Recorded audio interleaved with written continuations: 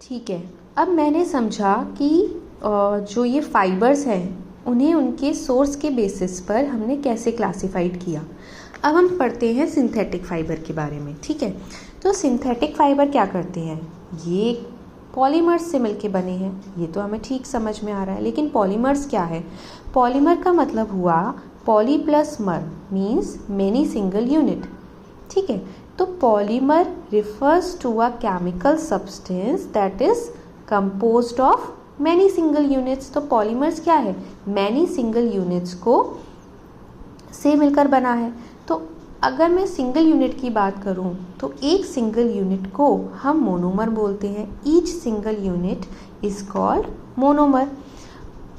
Okay, तो polymerisation क्या है?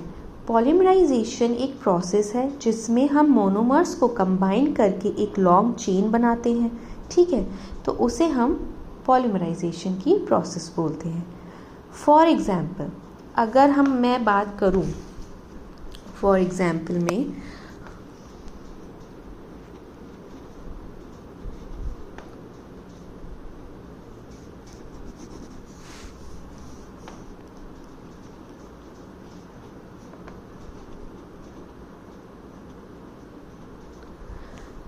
पॉलीथीन की बात करूं मैं, ठीक है, तो जो पॉलीथीन तो बहुत फेमस वर्ड है हमारी रोज की डेली लाइफ में, ठीक है ना। तो पॉलीथीन जो है वो मेरा क्या है? तो पॉलीथीन क्या है? ठीक है, पॉलीथीन मेरा एक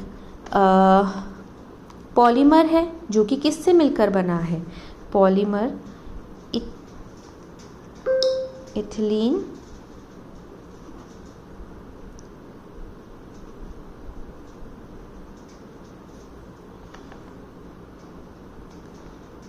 ठीक है, तो इथिलीन से मिलकर बना है। मतलब जब इथिलीन के मॉलिक्यूल्स को हम तो ज्वाइन करते हैं, ठीक है, साथ में ज्वाइन करते हैं, तो हमें क्या मिलता है? पॉलीइथिलीन मिलता है। और जिसको हम किस नाम से जानते हैं? पॉलीथीन से जानते हैं। तो मैं ये कह सकती हूँ कि पॉलीथीन जो है मेरा वो पॉलीमर है किसका? एथिलीन का। तो polythene is the polymer of ethylene. ठीक है, तो ये पॉलीमराइजेशन का ही एग्जाम्पल है। अब देखो, there are two types of polymerisation. Okay, there are two types of linear और क्रॉस लिंक्ड।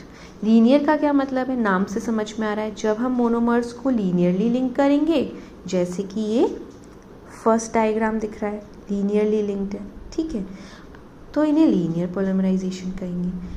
जब हम इन्हें क्रॉस लिंक करेंगे तो इसे क्रॉस लिंकिंग पॉलीमराइजेशन कहेंगे। ठीक है, तो यहाँ पे हमें समझ में आ गया कि हमारे नेचुरल फैब्रिक्स और सिंथेटिक फाइबर्स किससे मिलकर बने होते हैं, हमारा पॉलीमर क्या होता है और पॉलीमराइजेशन की प्रोसेस क्या होती है।